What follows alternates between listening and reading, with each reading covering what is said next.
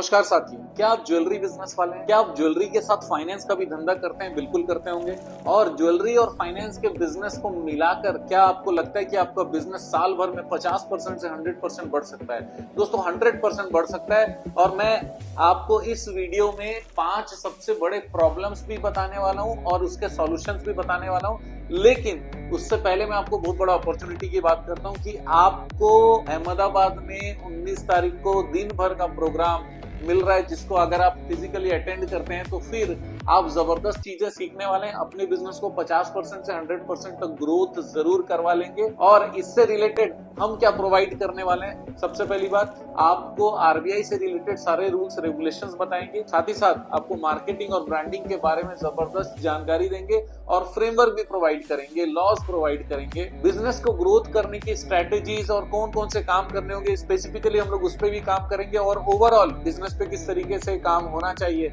ये भी आपसे बात करेंगे। और एक बात बता दूं, प्रॉफिट बढ़ना चाहिए, कैश फ्लो बढ़ना चाहिए, ये सारे चीजों पे भी काम करने वाले। तो हमारा जो 19 जनवरी वाला प्रोग्राम है, अहमदाबाद का जबरदस्त प्रोग्राम होने वाला है। जो ज्वेलरी का बिजनेस कर रहे हैं, जो रियल एस्टेट का बिजनेस कर रहे हैं और फाइनेंस का इंटरेस्ट है, फाइनेंस उनकी जरूरत है, फाइनेंस बहुत ज्यादा जरूरी है, उनको पता है और नहीं पता है, वो सारे लोग आ सकते हैं। और इसके अलावा कोई भी फाइनेंस का बिजनेस करते हो, चाहे सिर्फ मनी लेंडिंग करते हो या निधि करते हो, माइक्रो फाइनेंस करते हो, उनके लिए भी ये वाला बिजनेस जबरदस्त आई ओपनर रहेगा। क्योंकि आपके बिजनेस को कनेक्ट करते कैसे हैं दूसरे बिजनेस के साथ, ये भी पता चलेगा और ग्रो करने के नए तरीके सीखेंगे सिर्फ एक दिन के अंदर में। तो दोस्तों आज का वीडियो शुरू करते हैं, जिसमें 5 सबसे बड़े प्रॉब्लम्स बताने वाला हूं और उसके शॉर्ट में सॉल्यूशंस भी बताऊंगा ताकि आप उसको इमीडिएट अप्लाई भी कर सकें। सबसे पहला प्रॉब्लम है हाई इन्वेंट्री कॉस्ट और मैनेजमेंट। इसका मतलब इन्वेंट्री का मतलब होता है कि आपको बहुत सारा सोना चांदी, आपके ज्वेलरी बिजनेस की बात करूं तो उसमें पूरा दुकान हरा भरा सजा हुआ रहना चाहिए, लेकिन इतने सारे सामान रखना, इतने सारे एम्प्लॉइज रखना मैनेजमेंट वाली बात होती है।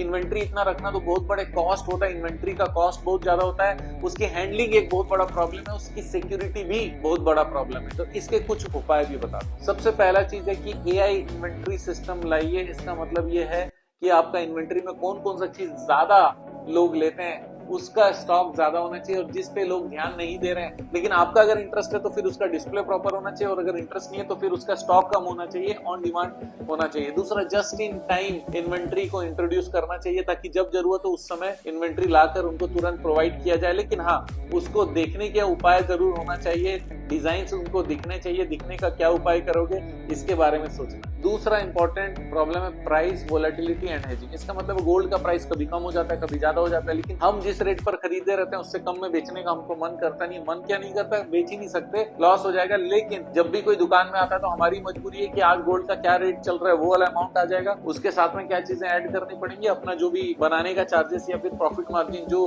कस्टमर को बताकर करना पड़ता, लेकिन उस समय हम लॉस में रहेंगे। दोस्तों अगर हमने ज्यादा में खरीदा है तो हमारा परचेजिंग का जो सिस्टम है, हेजिंग का जो सिस्टम है, ये बहुत ज्यादा इंपॉर्टेंट है। हमको कॉस्ट अगर कम करना है तो फिर फ्यूचर और हेजिंग पे ध्यान देना पड़ेगा ताकि हम लोगों का जो खरीदी है बहुत कम कॉस्ट में पड़े। तीसरा इंपॉर्टेंट असुविधा है lack of digital presence and marketing. इसका मतलब ये है डिजिटली आप लोगों के पास में नहीं हो, लोगों को पता नहीं आपका दुकान है। अभी देखो किसी भी शहर में, आपके शहर में देख लो, अगर आप अहमदाबाद से हो या फिर किसी भी और जगह से हो तो हजारों ज्वेलरी के दुकान होंगे, लेकिन उन दुकानों में से केवल कुछ ही दुकानें हैं जो अपना होर्डिंग तक लगाती है। पैसे बहुत है, वो पैसे को खर्च करने के लिए मार्केटिंग भी ठीक से करना नहीं चाहते। जो मार्केटिंग कर रहे हैं डिजिटली, वो डिजिटल प्रेजेंस प्रॉपर बना नहीं पाते हैं। उनको ये लगता है कि खाली एक पोस्ट डाल दिया रोज का रोज, अपने आप कस्टमर आना चाहिए, और ये एक तरीके से हम अपना धर्म निभा रहे हैं कि चलो सब डिजिटल मार्केटिंग कर रहे हैं, हम भी कर रहे हैं, लेकिन सब 100 कर रहे हैं, आप 0 कर रहे हो या फिर 1 कर रहे हो। इसका मतलब सोच समझ के कॉन्शियस मार्केटिंग नहीं हो रही, डिजिटल प्रेजेंस नहीं हो रहा है, लोगों के दिमाग में ये ब्रांड कहीं से नहीं आ रहा है, ट्रस्ट तो जनरेट हो ही नहीं रहा है। तो डिजिटल प्रेजेंस और मार्केटिंग पे असुविधा है, उसको ठीक करने का जरूरत है। चौथा चीज है limited customer trust and transparency. हर किसी को लगता है कि सोने में सामने वाला चोरी करता है। क्यों?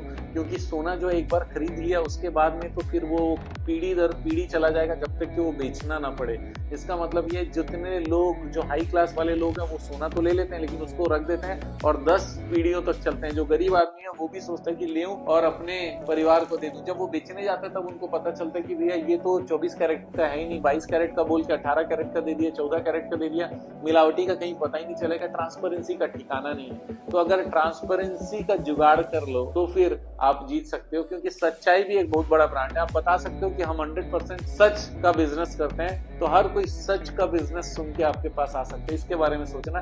ट्रांसपेरेंसी आपको दिखाने की जरूरत रहेगी, उसमें चाहे सर्टिफिकेशन प्रोवाइड करो या फिर जो मशीन्स हैं उसमें जो कितने कैरेट का गोल्ड है, कितने वेट का है, ये सारी चीजों को दिखाए और उसका भी अगर सर्टिफिकेशन आ जाए, आप सेल्फ सर्टिफाइड करके भी दोगे तो भी सामने वाले को ट्रस्ट रहेगा। रिफंड पॉलिसी या फिर रिटर्न पॉलिसी का भी आप उल्लेख कर सकते हो अपने दिए गए सर्टिफिकेशन में। कहीं पर कोई असुविधा हो तुरंत रिटर्न कर दो, रिफंड कर दो, पॉसिबल है ये सब। पांचवा इंपॉर्टेंट इशू है फाइनेंसिंग एंड पेमेंट फ्लेक्सिबिलिटी। इसका मतलब जो नियम सोने के दुकान वाले ने बना लिया उसी नियम पे चलते हैं, उसमें कोई भी चेंजेस करते नहीं, फ्लेक्सिबिलिटी है नहीं। भाई प्रोडक्ट के साथ में 4-5 पेमेंट का ऑप्शन भी रहना चाहिए। सर इतना सारा पेमेंट का ऑप्शन रखेंगे तो फिर हम लोग इसका हिसाब कैसे बनाएंगे?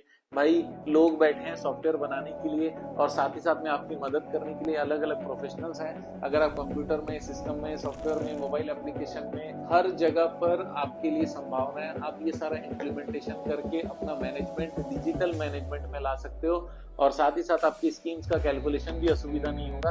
और वो सारे चीजों को आप जांच कर लो, उनके फॉर्मूले की जांच कर लो और मंथली ऑडिट भी करा लो, आसान हो जाएगा ये सब। ऐसे बहुत सारे टिप्स और ग्रोथ से रिलेटेड आपको जानकारी देने वाले हैं। हमारा फाइनेंस बिजनेस का प्रोग्राम जो कि 19 जनवरी को अहमदाबाद में होने वाला है, साथ में गोल्ड ज्वेलरी बिजनेस वाले लोगों के लिए स्पेशल है और साथ में रियल एस्टेट बिजनेस अगर आप करते हो तो आपको मजा आने वाला है। दिन भर में शानदार प्रोग्राम होने वाला है, जरूर ज्वाइन कीजिए। दिए गए नंबर पर संपर्क कर सकते हैं। आप जानते हैं हमारा मिशन है हमेशा आप लोगों की मदद करना और समय पर सारी जानकारी देना, तो बने रहेगा हमारे साथ। आपका दिन जबरदस्त हो, शुभ हो।